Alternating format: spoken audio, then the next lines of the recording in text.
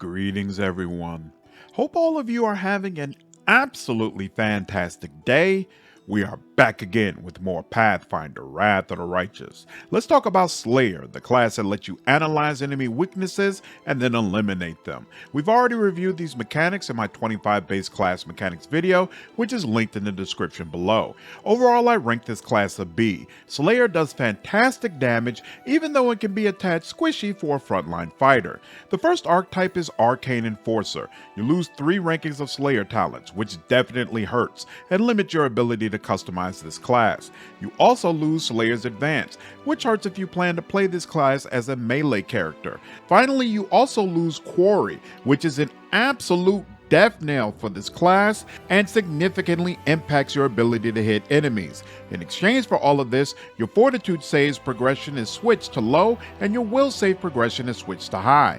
Whether or not this is a good or bad change depends on how you play the Slayer. In addition, you get access to Arcanist exploits, just like an Arcanist. You also get greater exploits at level 13. Exploits are very useful for Arcanists to buff their spellcasting talents. Arcane Enforcers cannot cast spells, so they are basically using the exploits for buffs because the damaging exploits are unimpressive. The buffs available for a character with no spell casting are okay, but not worth what you lose to gain this functionality. I rate this class a C because Arcanist and Slayer just don't mesh particularly well together. Next on the list is Deliverer. You lose 2 rankings of Slayer talents, which again is definitely impactful. In exchange, you get Determined Zeal, which provides a +2 bonus to will saves against an opponent's abilities if they are at least 2 steps away from your alignment. So looking at the alignment graph, you can see a lawful good character will receive the bonuses against characters that are chaotic good, lawful evil, and any other alignment sitting on the right side. This will also give you the Die Hard feat, which lets you continue fighting for 1 round even if your health reaches 0. At level 10, you get Divine Anathema, which is activated when you study a target that is at least 2 alignment steps away from you. Your attacks will do 2d6 extra divine damage on the target, and this damage cannot be resisted. Keep in mind that Slayers have a high base attack bonus, so over time you will be able to do a lot of attacks, and this will really stack up. This ability is a big deal as long as you pick an alignment that is at least 2 steps away from chaotic evil, allowing the damage to trigger against the demons you face, which is by far the most plentiful enemy. I rank this class an A+.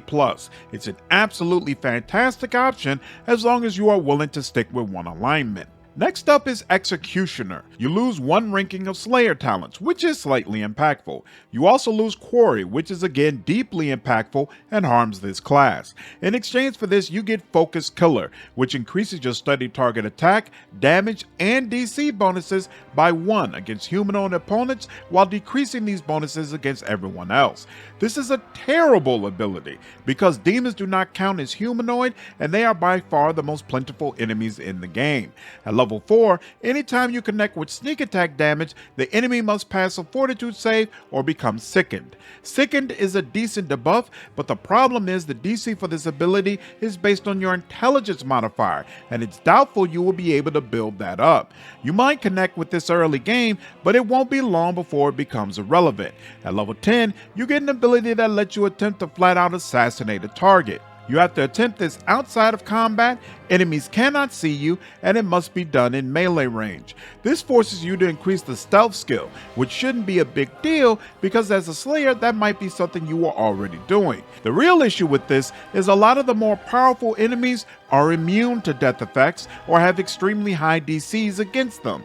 Therefore, this ability won't work against the people you really want to do it against, but it could potentially still allow you to eliminate a mid-level enemy before fighting starts, albeit by putting you right in the middle of all the action. At level 14, when you successfully use this ability, it will demoralize all enemies in a 30-foot radius. This isn't all that great because more than likely you have somebody on your team who will get access to Frightening Aspect, which becomes available at level 15 and will automatically shake all enemies in the aura. At level 19, if an enemy survives an assassination attempt, it will bleed 2d6 damage. By level 19, 2d6 damage isn't anything to write home about, so I don't think this is all that great either. Overall, I rank Executioner a B-. It still has a lot of what makes Slayer great, but the loss of Quarry really hurts, and overall I think it's worse than the base class. You lose 3 ranks of Slayer talents, which again is deeply impactful. You also lose all ranks of Study Target, which is a devastating loss that is again deeply impactful to the class. Also lose 3 ranks of sneak attack damage, which is yet another deep wound for this already beleaguered class. Finally, you lose Slayer's Advance, which could be impactful depending on your build. In exchange for all of that madness, you get Imitation, which allows you to mimic the style of a particular class for 1 minute, a limited number of times per day. What does mimicking a class give you? Nothing here lets you know that, which is a strong indication that Owlcat knew this class was straight up trash and didn't see a need to spell it out for you. I could spin this up and let you know the specifics, but I am not a fan of wasting time. This class is an F-, and there's a strong case that it's the worst class in the game. I did use this class to create a build for Sylar, a villain from the Popular Heroes TV show. That build is trash because the class is trash, but if you are curious about the mechanics, you are welcome to check it out. Next on the list is Spawn Slayer. You lose the ability to study targets as a swift action, which is a huge deal because it prevents you from studying a target and then doing a full action against them in the same turn. In exchange, you get Studied Spawn, which gives you additional bonuses on top of what Study Target already provides, depending on how large an enemy you are facing. This is actually very effective because as you get deeper in the game, many of the higher level enemies will also be much larger than you, especially in Act 5. At level 7, you gain a bonus to CMB and CMD against larger creatures. Whether or not this actually does anything for you depends on your build, but overall I'd say it doesn't matter much. Bottom line, I give this class an A. I think it's better than the base class, even though losing Study Target as a swift action hurts. Next up, we have Stygian Slayer. You lose medium armor, martial weapons, and shield proficiency, which is definitely impactful and limits your flexibility on how to play this class.